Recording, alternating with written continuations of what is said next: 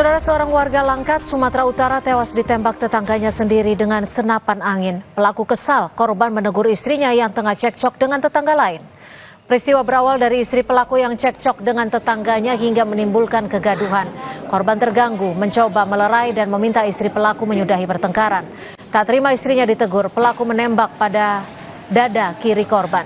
Parahnya luka menyebabkan korban tewas saat perjalanan ke rumah sakit. Informasi tadi juga menjadi penutup perjumpaan kita di Kompas Petang hari ini. Terima kasih atas kebersamaan Anda. Selamat sore, sampai jumpa.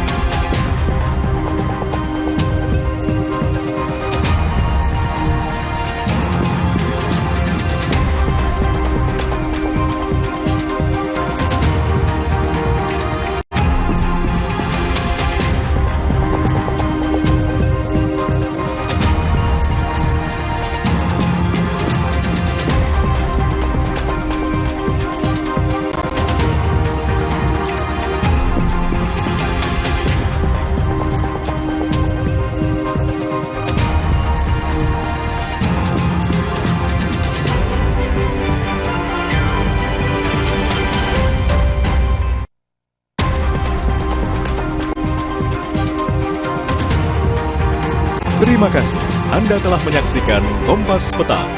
Didukung oleh This is my way. Cobain deh.